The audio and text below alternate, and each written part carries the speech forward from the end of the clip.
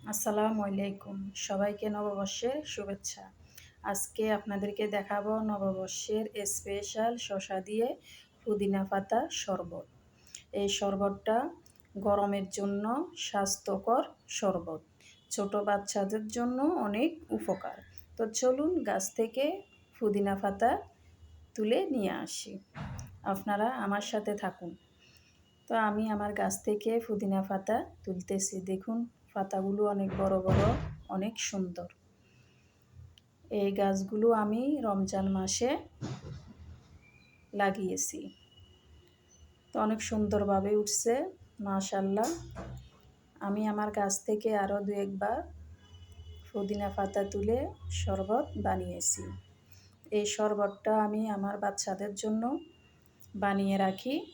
ওরা যখন স্কুল থেকে আসে ওদেরকে আমি এই স্বাস্থ্যকর শরবতটা খাওয়াই। তো এই দিক দিয়ে দেখুন, আমার ফলাউ পাতা গাছটাও অনেক সুন্দর হয়েছে। তো এখানেও আমার পুদিনা পাতার গাছ অনেক সুন্দর।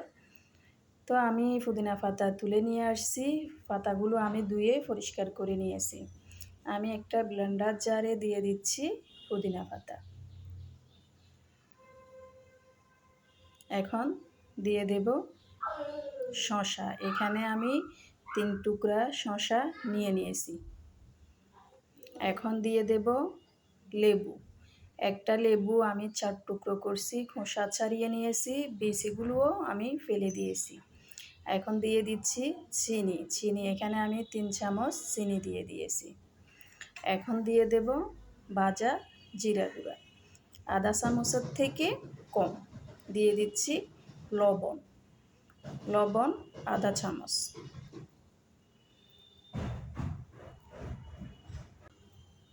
এখন দিয়ে দিচ্ছি আমি 1 কাপ পানি। এখন আমি ব্লেন্ডার করে নেব। আমার ব্লেন্ডার করা হয়ে গেছে। আমি একটা গ্লাস নিয়েছি। এখন আমি দিয়ে দেব কয়েক টুকরা বরফগুলো আমি গ্লাসের মধ্যে দিয়ে দিচ্ছি। আমি পুদিনা পাতা শরবত ব্লেন্ডার করে আমি ছেঁকে নিয়েছি। আমি 2 বার ছেঁকে নিয়েছি যাতে দানা দানা না থাকে। তা আমি শরবতগুলো ঢেলে দিয়েছি। দিয়ে দিচ্ছি সুন্দরের জন্য 1 টুকরা শসার পরিবর্তে আপনারা লেবুও দিতে পারেন। দিয়ে দিচ্ছি পুদিনা পাতা যাতে সুন্দর লাগে। তো আমার রেসিপিটা আপনাদের কাছে কেমন লাগছে শসা দিয়ে পুদিনা পাতার শরবত আমাকে কমেন্টে জানাবেন। আমার চ্যানেলটি সাবস্ক্রাইব করে দেবেন। সবাই ভালো থাকবেন, সুস্থ থাকবেন। আল্লাহ হাফেজ।